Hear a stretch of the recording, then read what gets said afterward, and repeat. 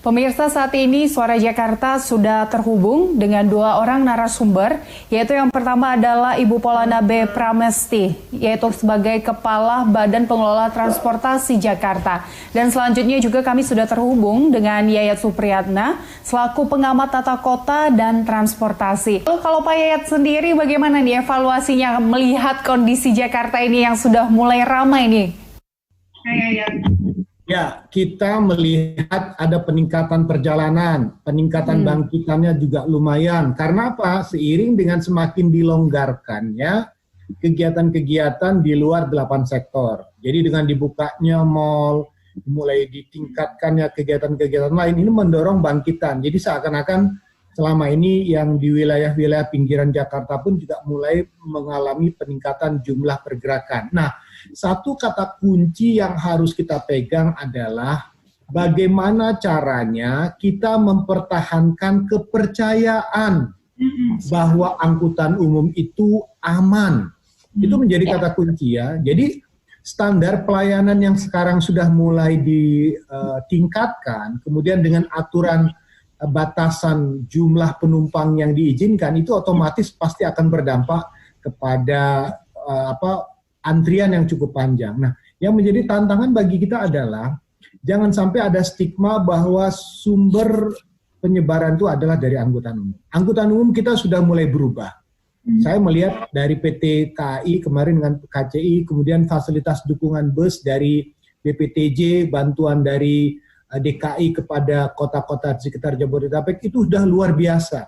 Jadi pekerjaan ini kelihatannya harus dikeroyok bareng-bareng gitu. Jadi tidak hanya bisa mengatakan ini urusannya BPTJ, ini urusannya TKI, ini urusan ini. Nah, dengan adanya bersinergi, nah ditambah satu lagi nih yang menarik, sudah mulai diatur jam masuk kantor dengan shift-shiftan ini.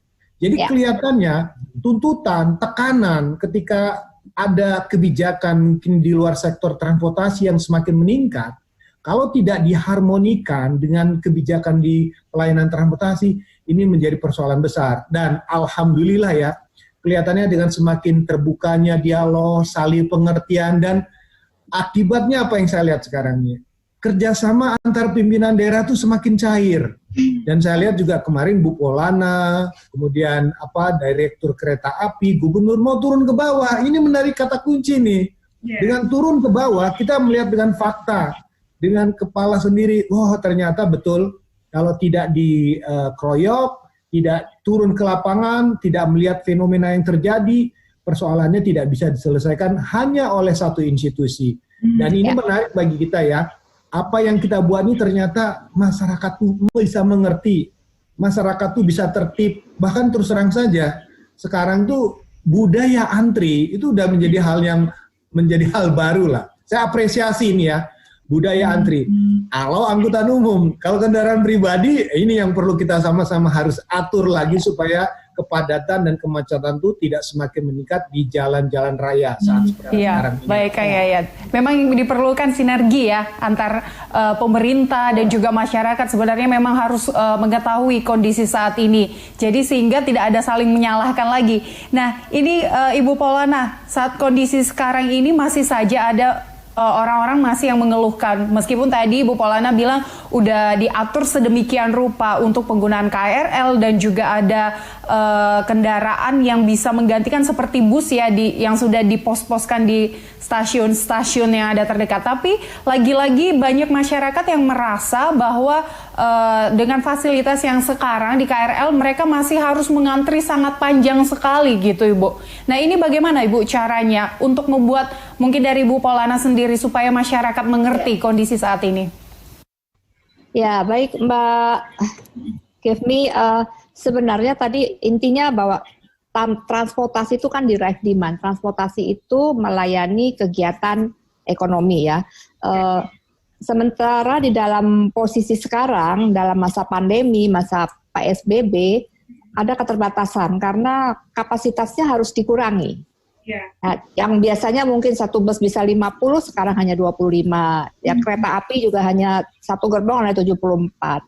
Dan itu adalah prinsip-prinsip protokol kesehatan, jaga jarak, selain memakai masker dan cuci tangan ya. Nah, sementara kalau kegiatannya atau demand-nya tidak tidak dikendalikan, tentunya nggak pasti akan terjadi antrian untuk menggunakan transportasi publik tersebut. Nah, itulah makanya salah satu kebijakan yang sudah dilakukan oleh pemerintah pusat melalui gugus tugas, salah satunya adalah dengan melakukan pembagian jam kerja, sehingga jam puncaknya tidak pada satu titik saja. Namun juga harus diperhatikan bahwa pada masa sekarang ini masih ada yang WFH, tidak bisa semuanya kegiatannya seperti sebelum pandemi. Kalau seperti sebelum pandemi, sementara peningkatan kapasitas transportasi tidak bisa secara cepat nambahnya secara temporary, misalnya dengan penambahan bus ya. Nah, itu barangkali salah satu yang harus menjadi perhatian, harus ada keseimbangan, dan masyarakat harus sadar bahwa itu adalah salah satu resiko dalam tanda petik ya, yang harus dikerjakan, harus dilaksanakan oleh masyarakat dengan mengantri agar tertib. Tentunya kalau tidak ngantri berarti ada berjubel-jubel, itu juga sangat berbahaya untuk kesehatan mereka sendiri. Lalu bagaimana Ibu Polana dengan aturan larangan bus yang masuk ke wilayah Jabotabek saat ini? Setelah PM25 tahun 2020 terkait dengan pelarangan mudik Idul Fitri, sebenarnya tidak ada lagi larangan untuk bus akap. Namun ada pembatasan sesuai dengan PM 41 tahun 2020 sebagai revisi dari PM 18, dan selanjutnya dilengkapi dengan SE dari para dirjen darat, laut, udara, dan perkeretaapian, di mana untuk transportasi darat ada pembatasan apabila masih di zona merah, itu tidak boleh ada bus akap maupun AKDP. Namun kalau sudah zona orange, hijau, kuning, hijau tidak dilarang.